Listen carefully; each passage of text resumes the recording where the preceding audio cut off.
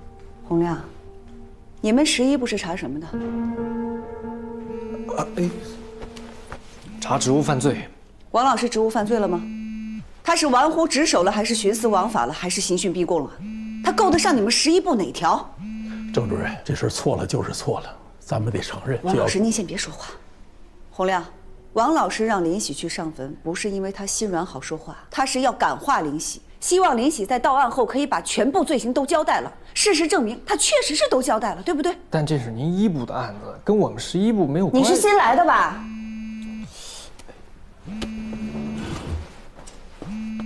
怎么跟主任说话？注意态度。继续。洪亮同志，哎，王老师这属于办案事故，应该是检务督察室管。你出面申请让他们重新查，你们11部不要掺和。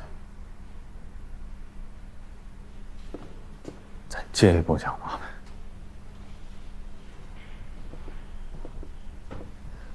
其实啊，我们也不想来，但是领导给我的反馈呢是说，检务督察室最近特别忙，一个人都抽不出来，只能让我们11部临时盯上。我也是没办法。你是没办法，还是不想想办法？检务督察室现在忙，过2天不忙的时候再办呢。你着急这2天让人签字吗？你别着急，我甚至还跟孙专委表达另外一层意思。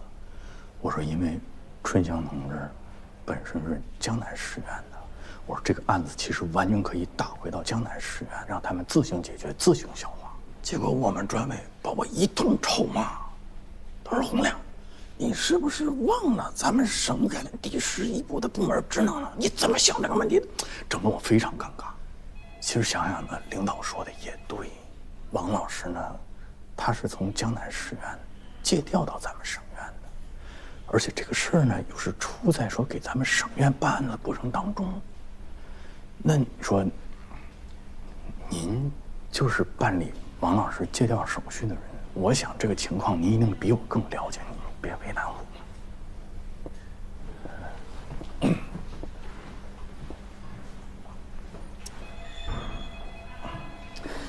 洪亮，哎，你看啊，咱们办案子讲究天理、国法、人情，你们11部办案讲天理、讲国法，但是你们讲人情吗？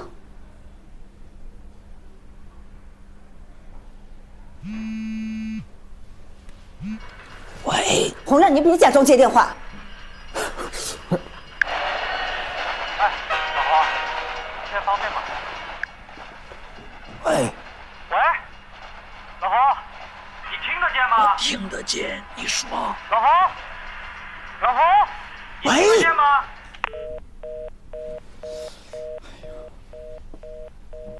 接完了吗？您请说。回答我的问题，你们11部办案子，讲不讲人情？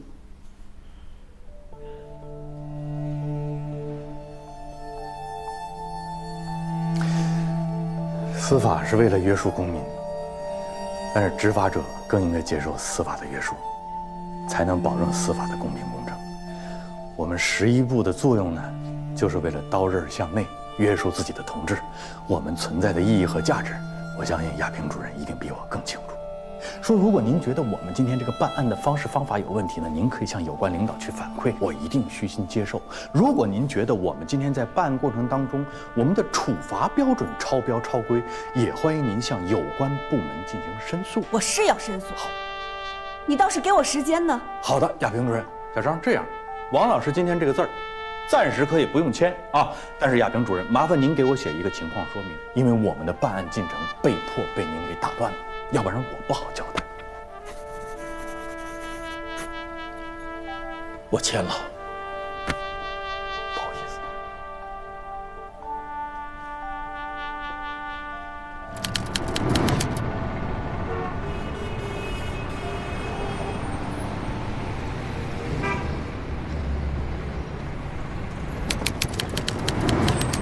今天我们临时开个会，法院那边刘院长还在住院，就温厅长代表了。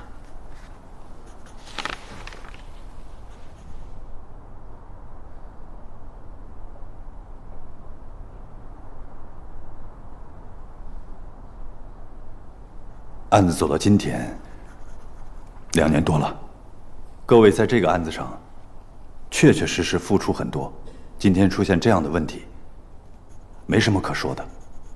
我先检讨，我们审查起诉工作做得不够扎实，我们的公诉团队没有发现张文京的思想状态不稳定，给各兄弟单位添麻烦。打住吧，有的是时间检讨。许局，你先说说。啊，那蓝书记啊，我就简单的说几句。张文京胁迫证人、伪造证词，这个事儿是个事实，我们这边查得很清楚，相关的人证、物证都在，相互印证，形成闭环。至于这个张文京啊，在审查起诉阶段到底是怎么了，这个。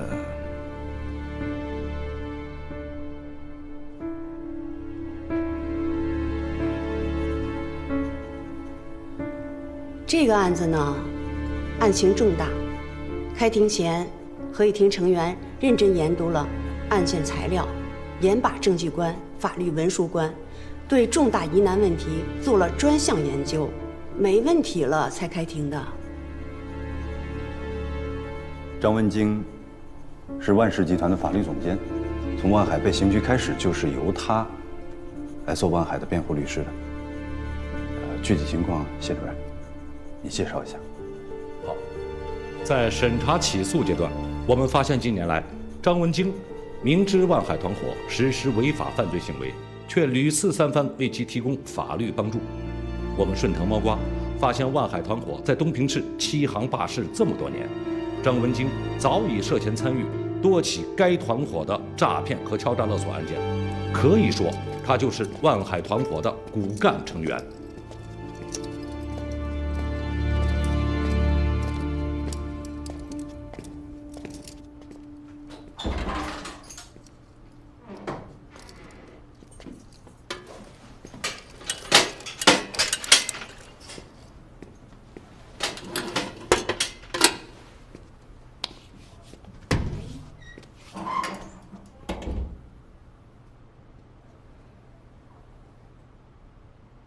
你怎么回事？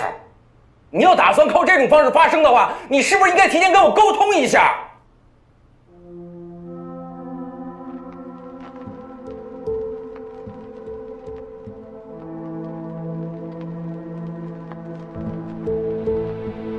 最起码你得让我知道吧，我也好有个准备，效果也能好一点啊。隔墙有耳，这件事儿只能我自己知道。就这一次开口的机会。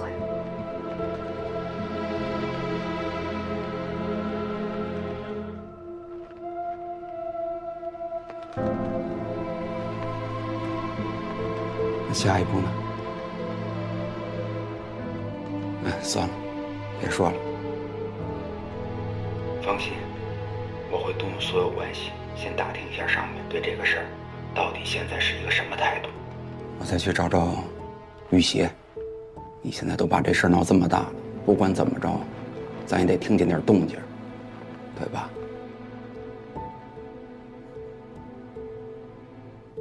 我让你们复盘，你们在这说自己做了多少工作，标榜自己多么辛苦。2年半的时间，你们自己也都看到了，开了庭就是这么一个状况。任俊同志给我打电话，要我注意一下舆情。那请问，这舆情只是注意就可以的吗？你作为东平检察院的代理检察长，你的责任是什么？你的工作重点是什么？不是因为我是从检察口出来的就批评检察口啊。审查起诉是干什么的？不就是为了开庭做准备吗？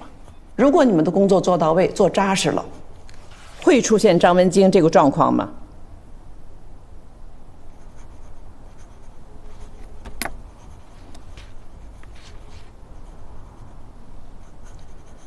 大家都不要推卸责任，也不要回避问题，还是要从控方找问题。公安局要进一步查清事实。好的。检察院要加强审查监督，把证据做扎实了。证据扎实了，无论他是否认罪，都不影响判决结果。我们尽快拿出方案来。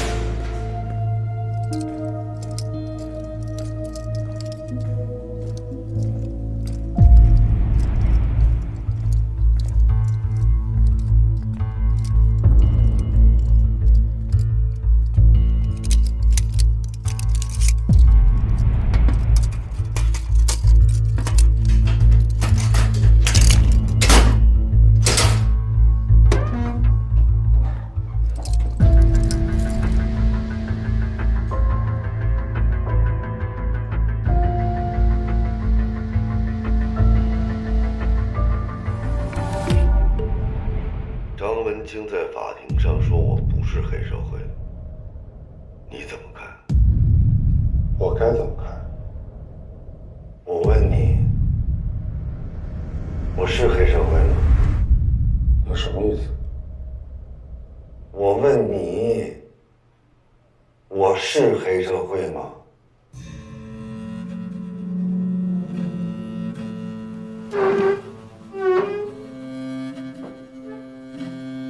你不是吗？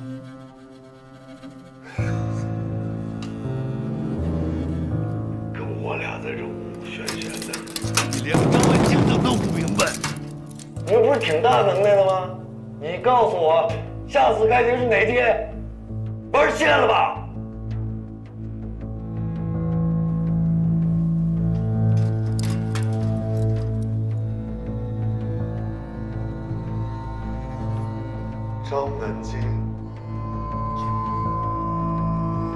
张文京再怎么闹也没有用。他作为黑社会性质组织的骨干成员，这个事实不会改变。我敢肯定，下次开庭会很快。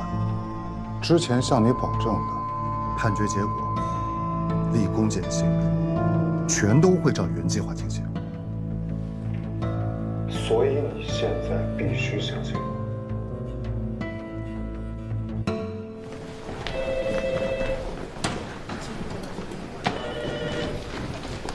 我说过，这个会都要到，乔主任怎么没来？前2年这可是他的案子。打电话通知了，早上还碰上他了，后来就联系不上了。这就是你带的队伍。张文京的事情，估计省里已经知道了，不要等上面来问，要主动去汇报。抓紧想想，怎么去说。我儿子呢？他为什么会出现在法庭？他为什么会出现在东边？当初你们怎么带我的？是谁说把他弄到国外的？我告诉你们，要是我儿子有个3长2短，谁他妈也别想好活。你知道我劝了你儿子多少次？你不知道你儿子性格跟你一样吗？他为什么出现在法庭？因为他知道开庭日期。他为什么还在东平？因为我劝不动他。我告诉你啊，他今天的行为就是扰乱法庭，要不是我帮他，他得关起来。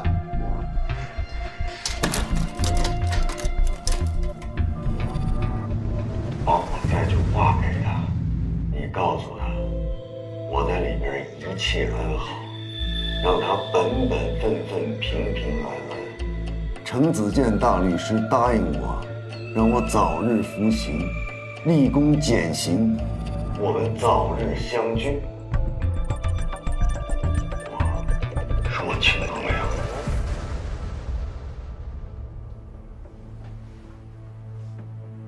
重复。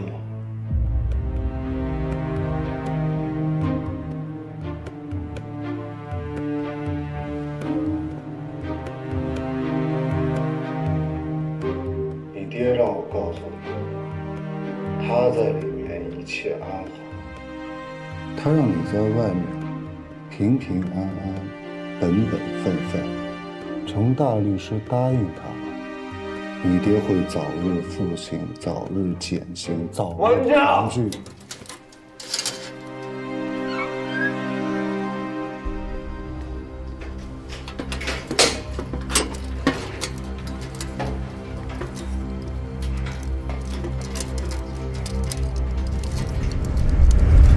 王助理，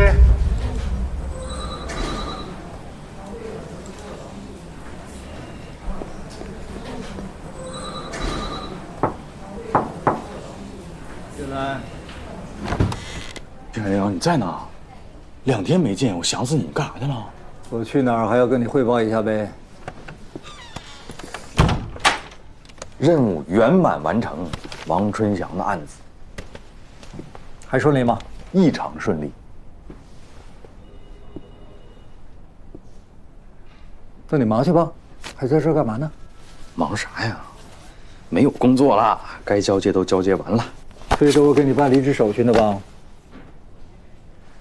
咱俩上海结这么多年，您最了解我，我是那种势利的人吗？就是这个离职报告，你这辈子不批怎么了？你还是我的好领导，还是我的好朋友。离职手续我已经递交上去了。张检刚刚来咱们这儿，那么多事够他忙的，再等等。你这是好朋友说的话吗？那该怎么说呀？我到张检那儿给你督办一下。你干啥呀？你别挤兑我，你明知道我着急要走吗？你别给我穿小鞋。洪亮，着急脱这身衣裳，无非有2种情况，一种是躺平不作为，理想信念丧失，对检查工作失去热情。你是这种人吗？我肯定不是。第2种是有污点，屁股不干净。我屁股最干净了，不干净人能到你11部来干活吗？你可以查我祖宗8辈，肯定根红苗正啊！我全院最干净的了。所以吧，我们11部都是好样的，而且识大体。顾大局，对不对？哎，您给我一点假，然后我呢，先把媳妇儿安抚住。几天？怎么的不得1个月啊？不是，就是20天也可以，15天最低底线，真的1天都不能少了。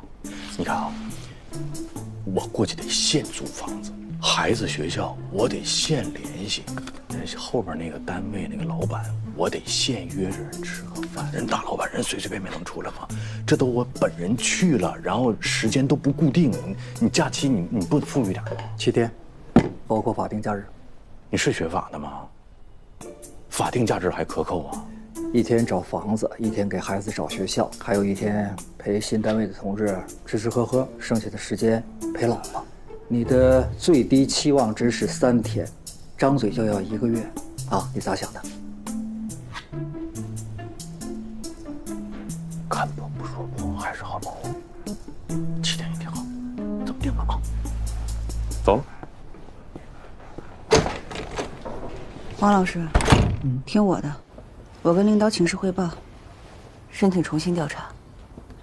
您别自己大包大揽的，那2个法警就没责任了？1个人扛和3个人扛，处分可不一样啊。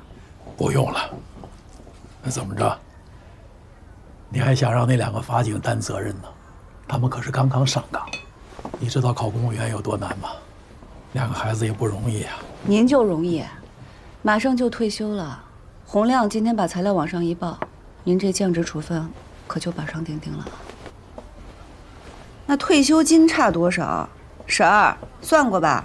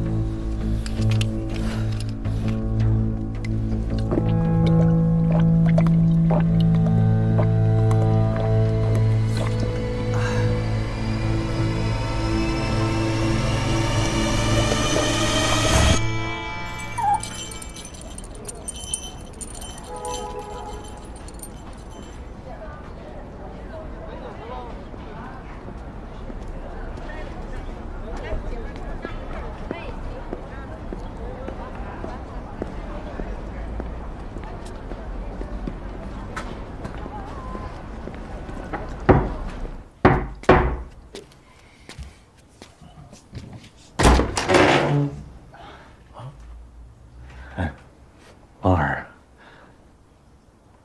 你怎么摸到这儿来了？问的，给您买了几瓶酒。那进来吧。哎，来，老婆子，哎，来客人了。大姨在家呢。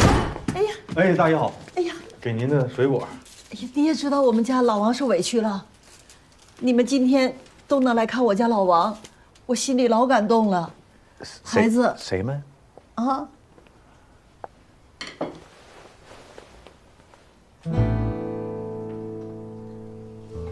我忽然想起来，家里边有个会，我去看。哎，别走啊！不是我单位。既然来了，就别走了啊！来吧，快快来，楼下吃饭，饭都好了。快来，曾主任也在啊！赶得早不如赶得巧，来是，来，你就坐这儿，在亚平那坐着，我去拿碗筷啊。哎呀，多巧啊！哎呦，这酒不错呀，酱香。今天咱们就喝这个啊！好，来，酒杯来了。这酒是从老丈人那儿拿的，还是自己花钱买的呀？肯定自己花钱买的。你老丈人是卖酒的呀？啊，他老丈人是我们以前的老领导。啊，领导啊！也快退了，现在在省政协。那也是领导。哎，你不热呀？哎呀，大衣脱了。对。来挺巧啊，赶饭点儿。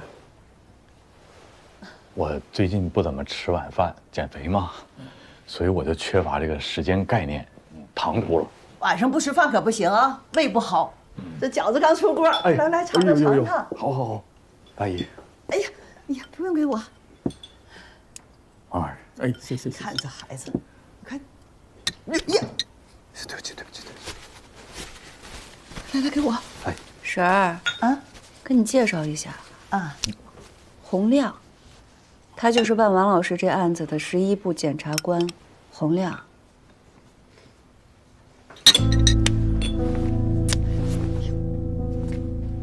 哎呀，来，你婶儿再炒2个菜啊！炒什么炒？家里没菜。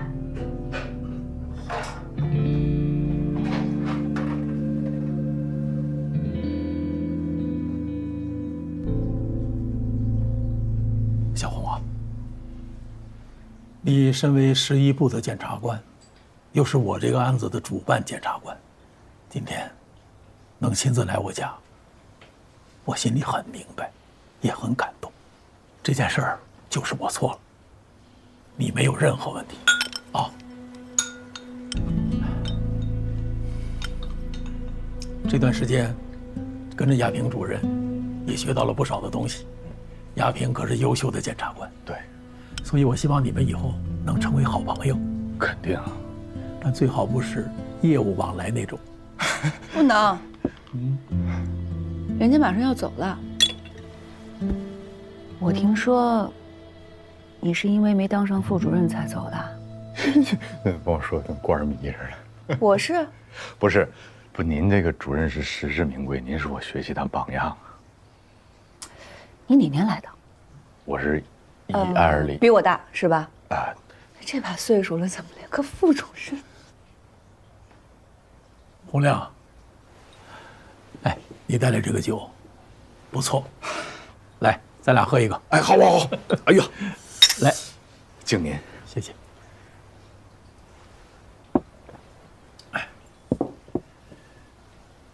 刚才说要走，去哪儿啊？北京，最高检。最高检那儿能给你个副主任当当吗？我是去给人当法务总监，国企。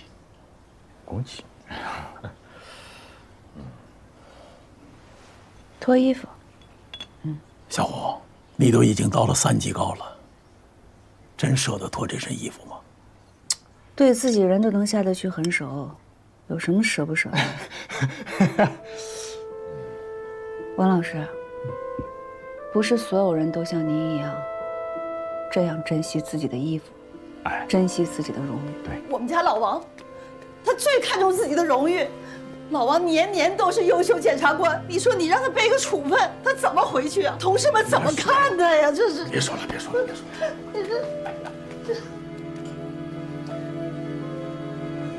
主任，韩毅，吃饭啊。你早上吃啊？趁热吃啊。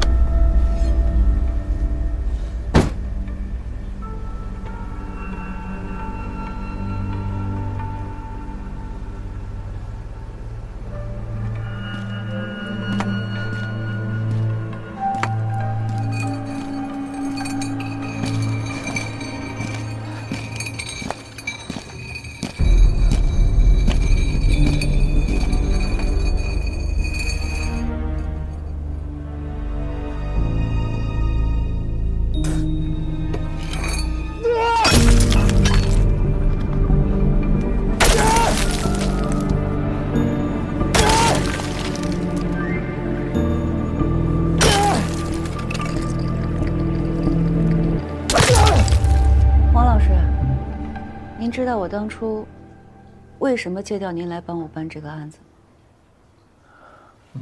我第一次见您的时候是在优秀检察官表彰大会上，我看到您这么些年，大大小小办了2183起案子，没有一次疏漏。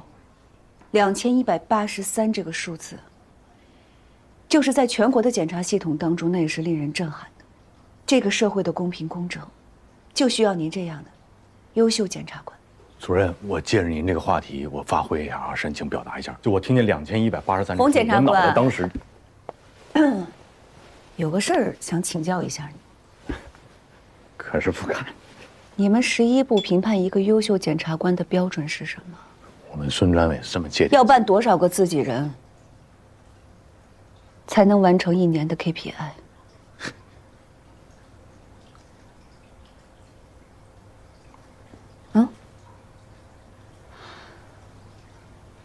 我格局小了。这么说，你们得办什么样的案子才能立功？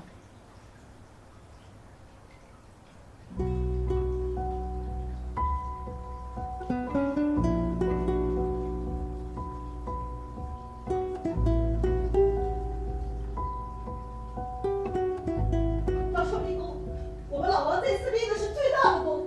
你们就这么对待有功的人啊？你还有没有良心啊？好了，别说了。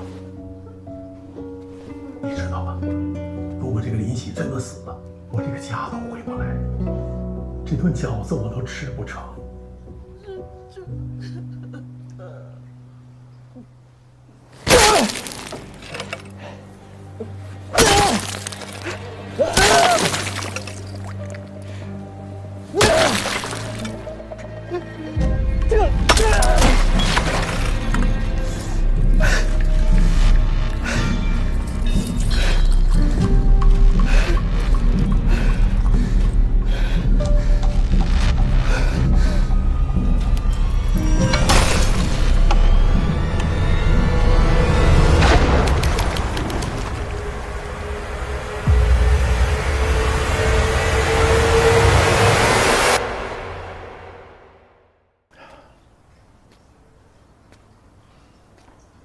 小红，对不起啊，怪我，怪我。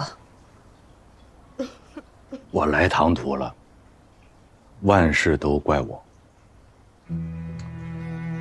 我也确实没想到，说临着要脱衣裳了，最后一个要办理的案件是王老师。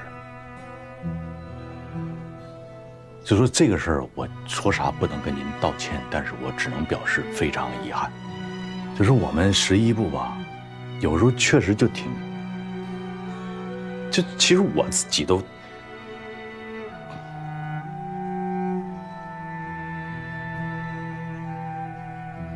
主要是能力有限。明天我就请个假，我得先去趟北京办点事儿。所以说以后什么时候还能再跟您聚在一起，不好说。今天能凑一块儿，非常感恩。我在此祝顺利。大姨啊，别生我气啊！祝顺利。曾主任，同祝顺利。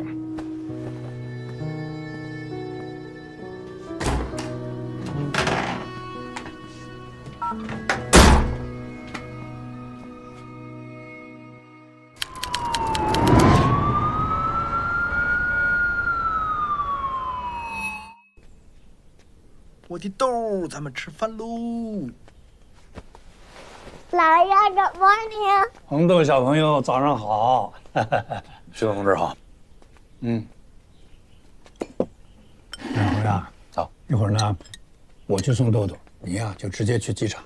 谢谢徐总同志，您辛苦了。爸爸，你去北京什么时候回来？我过2天就回来呀。那妈妈什么时候回来？她得放假了。我已经开始想你们了。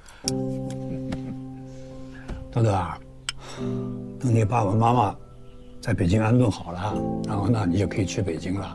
到时候啊，你就天天和你爸爸妈妈在一起啊。姥爷，到时候我就该想你了。哎呀，我的小豆豆，老爷没有白疼你啊。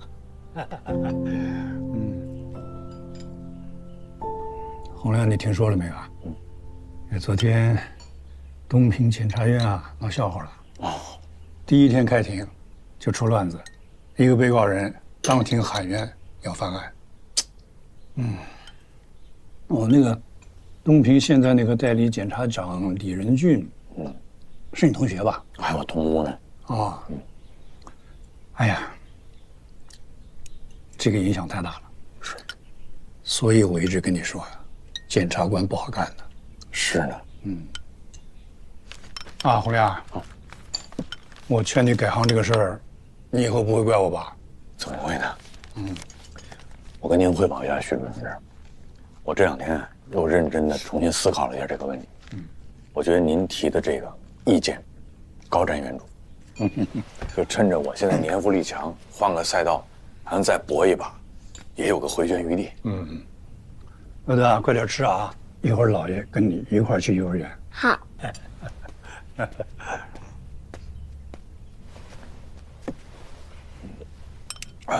爸爸，我们大2班的果果来咱家玩，问我为什么你要管姥爷叫旭东同志，然后呢管爷爷叫爸爸。因为您姥爷在给爸爸当爸爸之前，他是爸爸的领导。那领导重要还是爸爸重要呢？算了吧，洪亮同志，这个问题对你来说太复杂了，你还是快点走吧。祝你一路平安。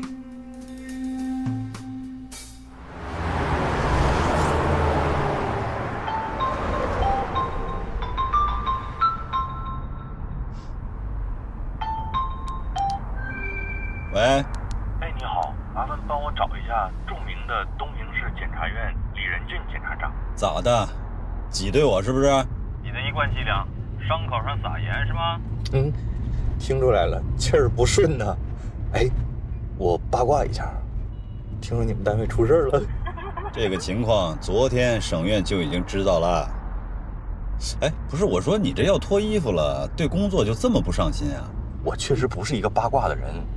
我也是今天早上听这个省政协的某位同志说的，我才知道的。我这不关心你一下吗？咋样啊？啥情况啊？热闹吗？我谢谢你的关心。这么大个案子，前后我忙活了2年多的时间，一共20多个被告人，就一个当庭喊冤的，你觉得能有多大事儿？李代理检察长是嫌人少了呀？因为我要去北京嘛，我这忙里偷闲，我还不忘关心你一下。希望你呢也能够领点我的情，好吧？领。哎，你这看热闹的情啊，我肯定领啊。不过不好意思，我还扛得住，让你失望了。行了，不开玩笑了啊！我叮你一句，案子无小事，认真对待。行了，你一路平安吧。代问江民好啊。OK， 好，拜。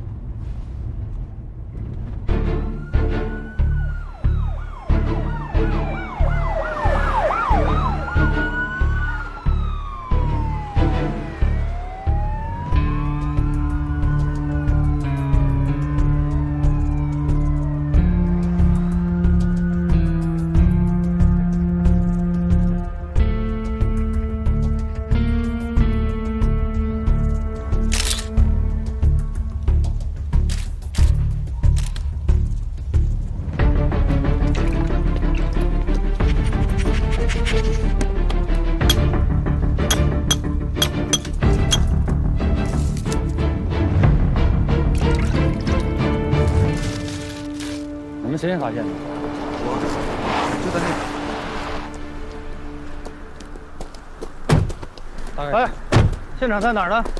在冰湖下面啊。前2天升温，河水化了一些，尸体啊，我估计是被河水冲下来的。你们几个发现了尸体啊？是。一会儿耽误你们点时间，给我们做个笔录，好吧？走，带路。好。来，陈磊，这儿。刚才。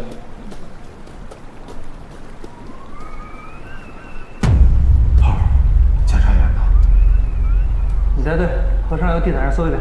是。南京，给那几个大学生做个笔录，详细的询问一下发现尸体的过程。愣着干什么呀？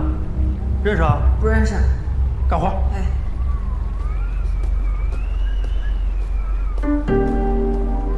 哎，老二，按我到现场了，是尸检上验的乔振兴。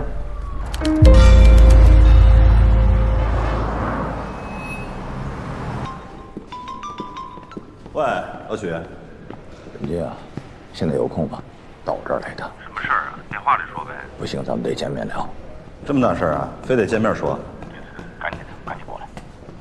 啊，行吧，那一会儿见啊。这会我就不参加了，把会议记录做得详细点，回头发我。我去一趟市局。好的，李爷。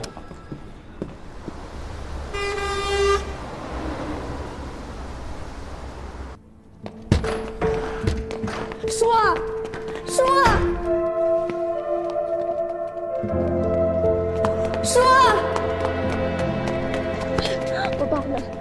我爸呢？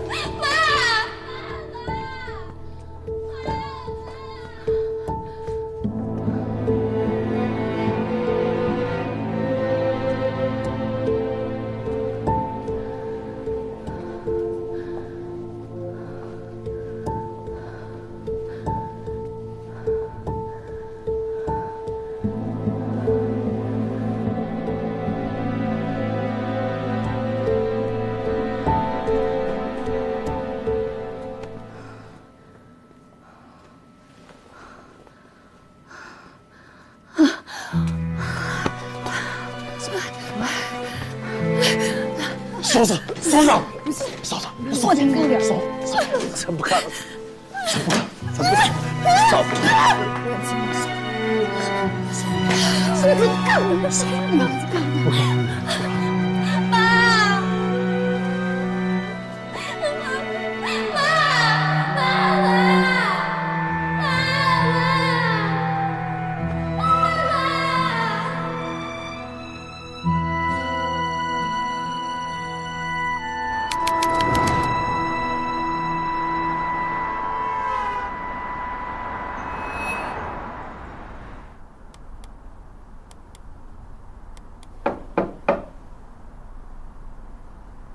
进来。哎，许军，哎，孙局，坐。我来跟您汇报一下。怎么样？有什么新发现吗？哎呀，从早上接警到现在，同志们一直在现场勘查，方圆2公里之内都搜查了一遍，暂时还没发现什么可疑的痕迹。我跟江队他们都讲了，让他们继续扩大这个摸排范围。人手够吗？够，我把分局业务口的人都派出去了。我看是这样，你们啊，先把外围的勘察工作尽量完成，然后形成报告之后呢，交给市局的刑侦指令。徐局，你看能不能把这个案子交给我们分局来办？这个不合规矩吧？命案死的又是个检察官，重大刑事案件，这肯定是刑侦支队的活。徐局，给个机会。你管这个叫机会啊？名词不当，就是什么呢？我是想给兄弟们一个立功的机会。遇到这么大的刑事案，1年也碰不到1回。这个万海案不是交给你们了吗？这公立的还嫌不够大。徐局，你一定相信我们的能力，我们一定会把这个案子办好。可是想立功也不能抢案子呀。不是，稍等啊。喂。许局啊，是我蓝景明。蓝书记，我正想跟您汇报呢，死者已经确认了，是市检察院的检察官乔振兴。家属到现场了吗？家属已经到了，我也通知了李检，他正在赶来的路上。我想这件事儿还是当面跟他谈谈。有什么进一步的发展，我随时向您汇报。嗯，好。另外，孙飞最近表现怎么样？他一直挺想进步的。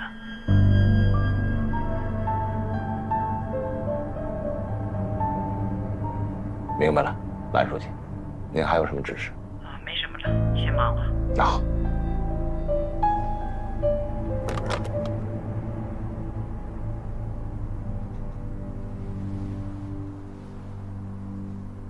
可以啊，孙局，面子够大的。蓝书记电话都过来了。嗨，哎呀，就是前些年我给领导们鞍前马后的啊，领导们也这些我不管，案子可以给你。哎呀，但我有个要求，随时要向我汇报。徐局，您的恩情我记心里了。咱不来这套，办好案子才是关键。你必须的。我去。进来。哎，就你们门口那条路，没有一天不堵车的。有什么事儿不能电话里说呀？非常宝贵的。哎，李姐，我先走。好，你先走，你先。李坚啊，不好意思啊，让你特意跑一趟。嗨，什么事儿啊？咱们先说好啊，你要控制好你的情绪，不能上头。赶紧说吧。你们那儿是不是有一个检察官叫乔振兴？啊，我们一部主任，我大学同学死了。节哀。在这个调查结果出来之前，我们还不知道是意外还是他杀还是自杀。但我这儿有个小小的建议。死了？在事情定性之前，咱们先都不对外表态，也不和家属接触。我这只是个建议啊，仅供参考。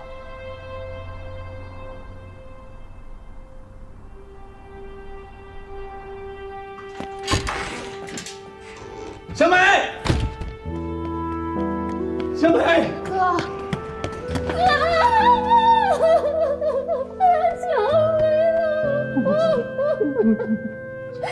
小美，小美，小美。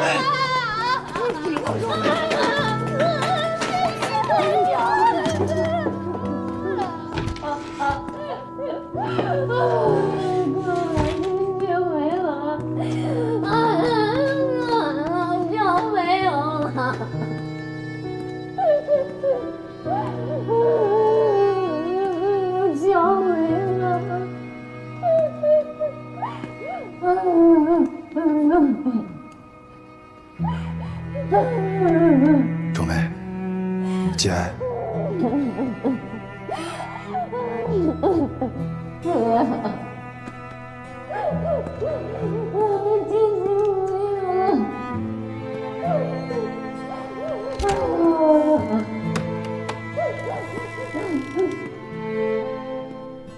因为无挫伤危点，一般的啊，对不起，行，处理详细吧。好的。李姐。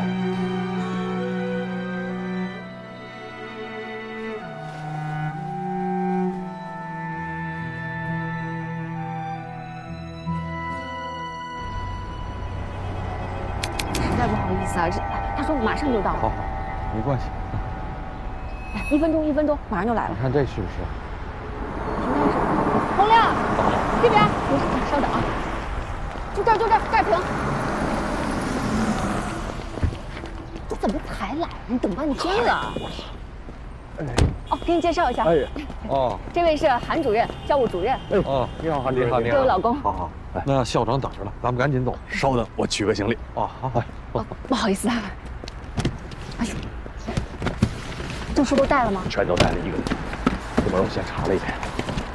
哎，韩主任，我跟你们说了，别带这个，这是学校，不好看，一点特产也不值钱，一点心意。对。好。我给2位介绍一下我们学校。好啊。哎，不用介绍了，我弟都跟我说了，咱们小学可是北京的重点小学，孩子们都特别优秀。对。完了，我姑娘这边吧，我们平时也特别注意这个德育和美育双方面的共同的教育。孩子的舅舅都跟我说了，是江总也特意关照我。老师好，老师好。哎呦，小朋友好，老师好，慢点跑。太可爱了。你看人家学校，这学生多讲礼貌啊。我们这儿的入学条件啊，你家孩子都符合。那太好了。到这儿，快点啊！哎，我校长，我先接个电话。我先接个电话。快点儿！啥事儿？乔振兴死了。什么？乔振兴死了。有病啊！你快进我这忙正事呢！快！是真的，老乔死了。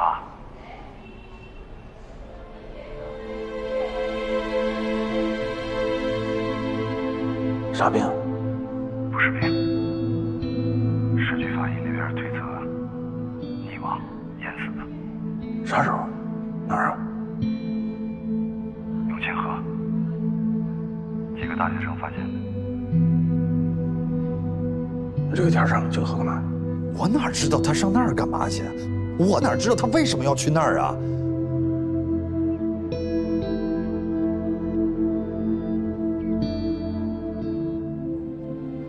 有进一步的消息，我再跟你说吧。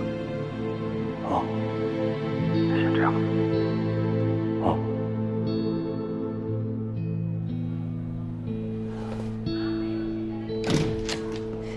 洪亮，洪亮，干嘛呢这？快点！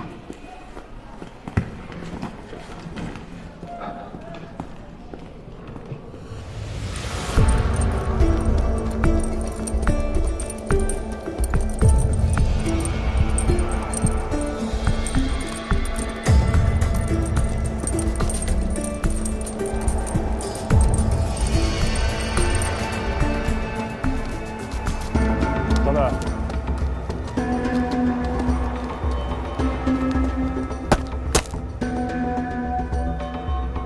水库管理员呢？我是。以你的经验，像这种情况是多久之前凿的呀？这应该是昨天凿的，我看一眼就知道。我们天天巡查呀，查的就是这个。小杜，让痕迹把这个十字镐上的指纹提取一下，跟死者做个比对。江队，收到。班上这个车好像有点问题啊。来了，把这个地方警戒圈起来。后面。怎么了？初步排查过了，车辆完整，车内没有发现打斗痕迹。副驾驶的座位底下发现了一个白酒瓶，您看一下。还发现了个公文包。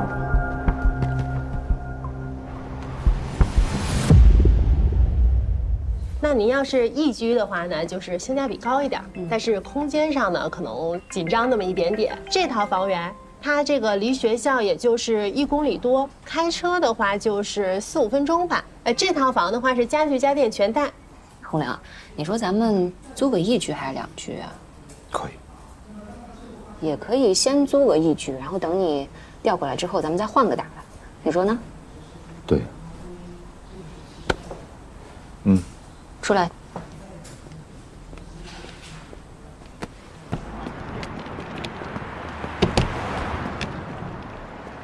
你没拿包？洪亮，你这什么情况呀？还有刚才你接谁电话了？从接完那个电话你就一直不对劲，心不在焉的。老乔，走。老乔过世了。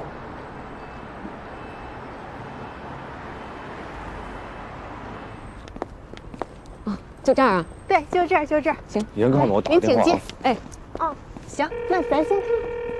哎，您请，您请。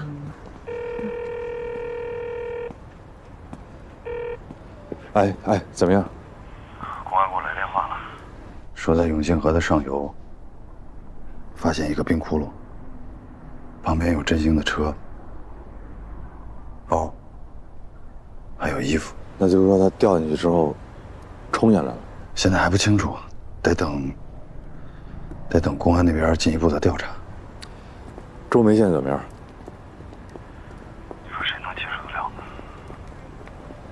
人走太突然了。今天有时间的时候也去趟他们家里吧，看点周梅，还有然然。先这样。好。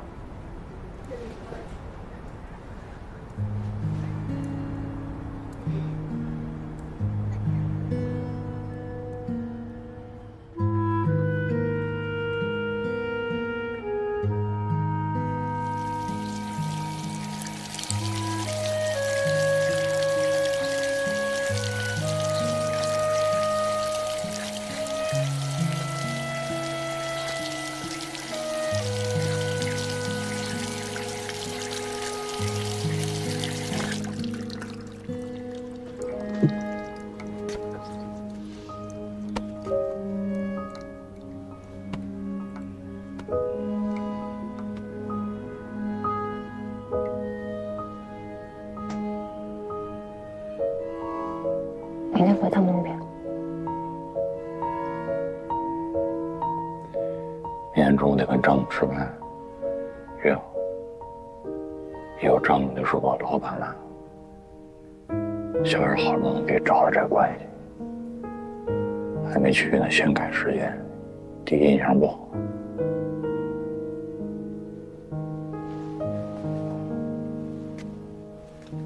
他欠小远个人情，我让小远跟他说，改一天多大点事儿啊！人都走了，回去时还看不着哪去？不是踏踏实实把这边事儿办明白了，让人走也不碍事。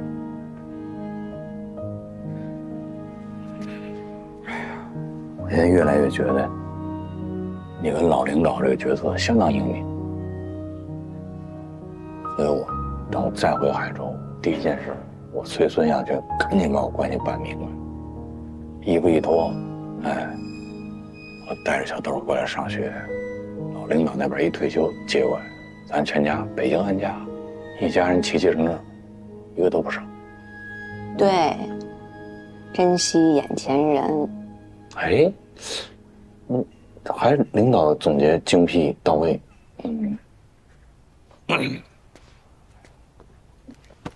还怎的？我再问你一遍，确定不回东平了？我可给你嫁了。我就先不回了，嫁攒着呗。攒什么攒啊？嫁还要攒的，过这村就没这店儿。咋这样啊？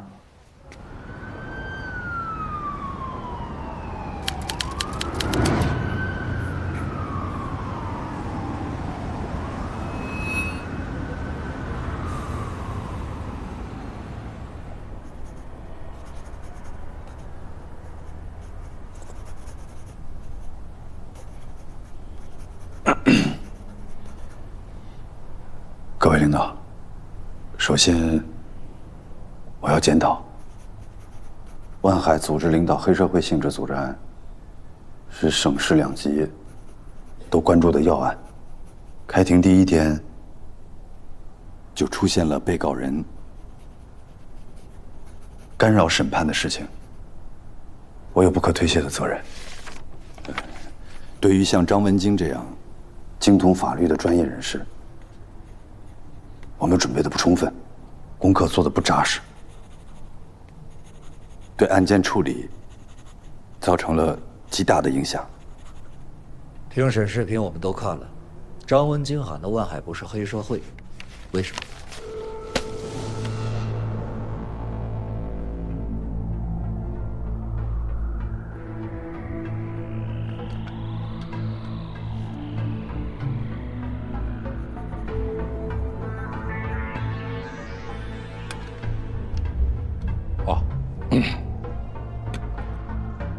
各位领导，张文京在法庭上说的话，那都是胡乱攀咬，根本没有事实根据。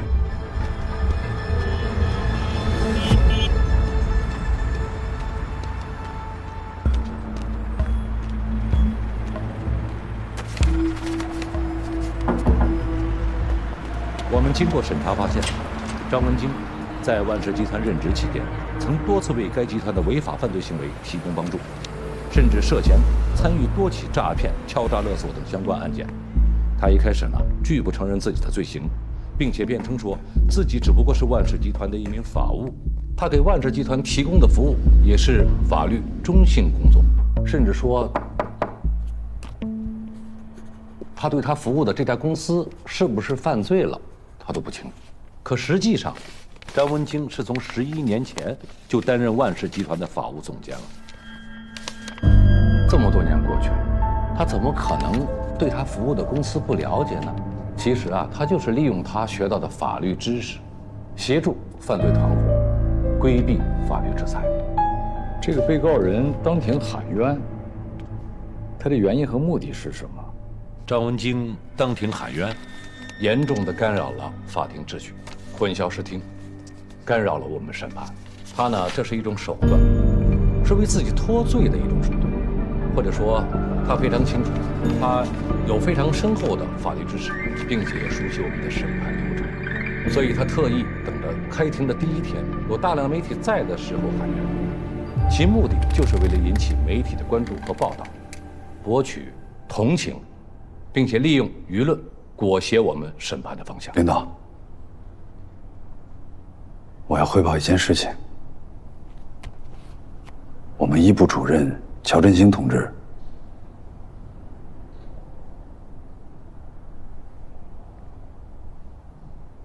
死了。啊？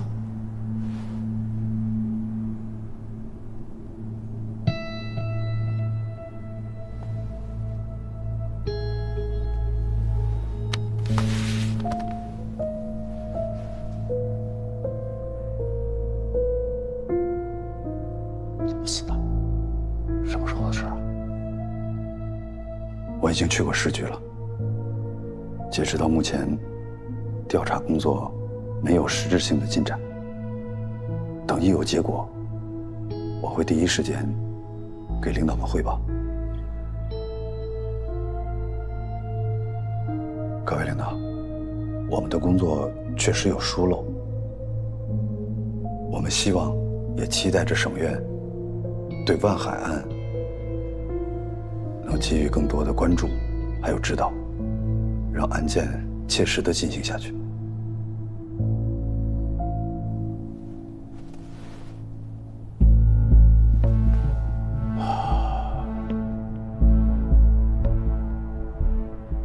时间也不早了，这么晚了还叫大家来开会，辛苦了。这样吧，你们先回去，我们这边再开一个党组会，研究研究。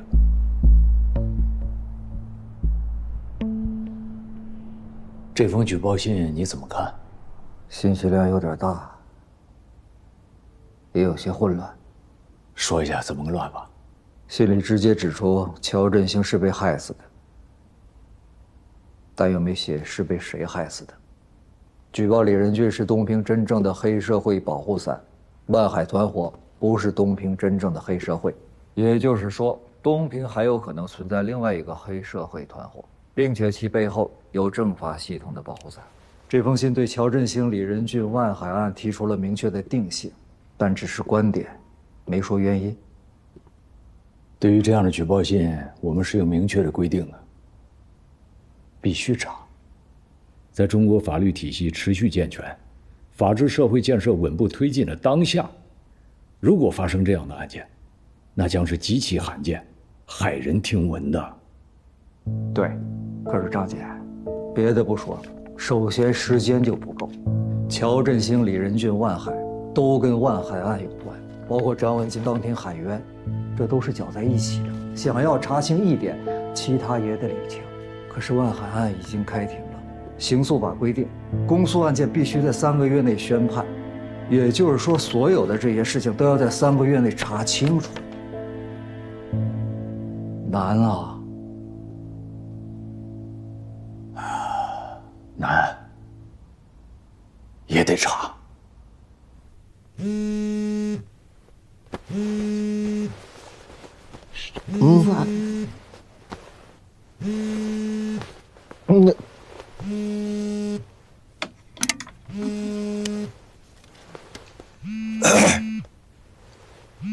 领导，哎呀，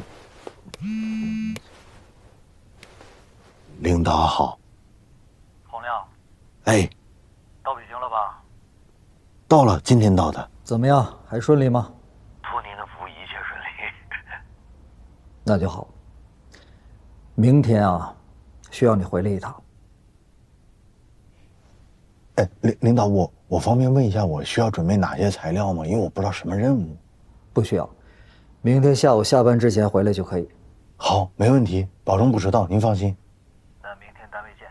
好的。早点休息。哎，领导再见。什么玩意儿？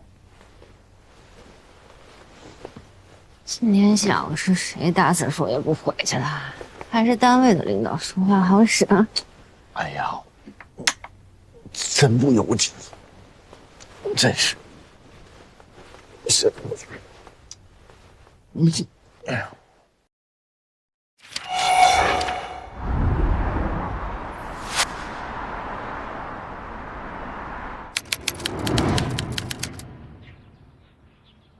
严书记，根据这封举报信的内容，我怀疑东平市政法系统内部可能存在严重的职务犯罪问题，甚至有人充当黑恶势力的保护伞。万海案是轰动全省的大案要案，我建议省检察院成立一个指导组，让11部的同志参与其中，指导办理张文金案的同时，暗查东平政法系统内部是否存在职务犯罪行为，是否有人充当黑恶势力的保护伞，如果有，一旦查实，坚决打击，绝不姑息。明白。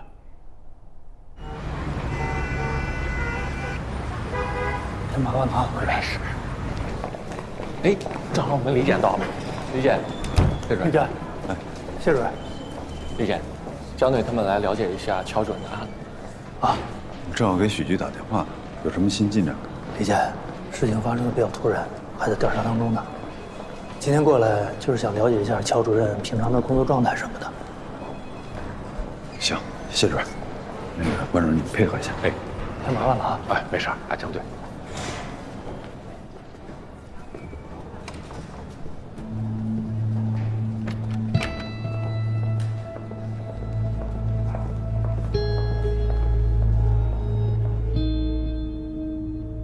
老乔就坐这儿。张队，老乔是怎么死的呀？还在查。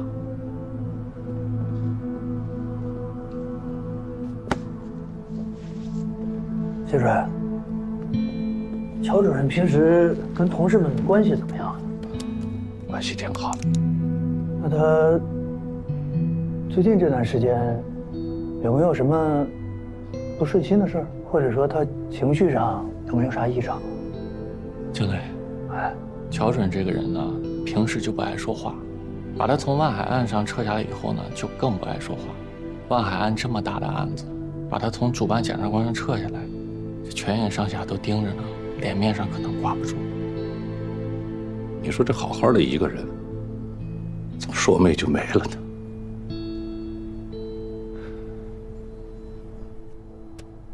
申请人洪亮，我是刚调来不久啊，对咱们本院的同志还不太了解，这就看到了你的离职报告。这可不是我对领导有看法，开玩笑。工作交接都完成了吗？专委很关照我，就没有最近安排特别重要的任务。前天是他最后一个比较重要的工作结束了，是跟春祥同志有关系的那件事儿是吧？对。洪亮啊，听说你跟一部的同志合作的不是很愉快啊？没有啊，因为流程都是正常的，推进的很顺利，一部的同志非常配合。是吗？哦。那一部的主任亚平同志，你合作完了以后有什么想说的？就人很好啊，就是性格比较直爽，性情中人。但实话讲，就是因为我们是一部这种特殊的工作性质吧，别的部门的同志对我们就相对比较谨慎。所以也没有更多的交集和了解。谨慎，啊，你这个用词很有意思啊。好，就要离职了，最后的这一段检察官时光，你打算怎么度过啊？个人利益永远服从国家利益，服从集体利益。只要单位还有任务方面的需要，我义不容辞，坚决站好最后一班岗。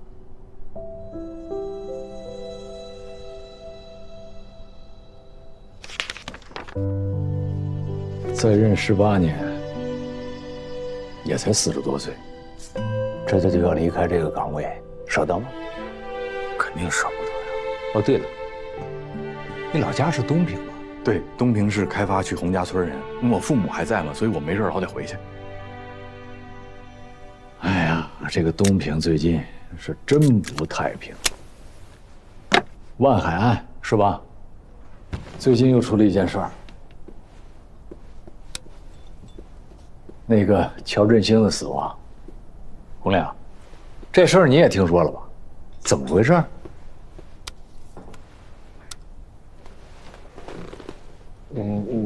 我不太了解具体情况，就是他们给我打完电话也没说清楚，就说是溺亡。但我听说他这2年喜欢钓鱼，就是不知道是不是野钓的时候你得砸冰窟窿，你至少得这么大。乔振兴跟你是大学同学吧？啊，你应该了解他。说说看。应该说他是我认识的朋友当中，最纯粹的一个人。怎么说？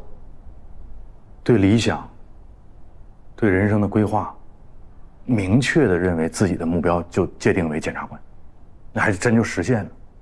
就是我们上大学大1上学期那会儿，我记得那时候我就在开水房，我专门问过他，我说哥们儿，你这为啥当检察官啊？他还跟我说，因为检察官是坚守正义底线、捍卫公平的卫士。他跟我说这个话的时候，他有点抖。我当时我就顺着往底一看，我特别想提醒他，我说哥们儿，你烫手了。他拎的那个绿暖壶嘛，它上面有特别大的一串红字儿，以至公无私之心行光明正大之事，自己写到绿暖壶上的，那开水就流在那个红字儿上，那个蒸汽腾腾的往上冒。就那一刻就我觉得好像我也应该当检察官。乔振兴的事情谁跟你说的？李仁俊，就那个东平市现在代理检察长。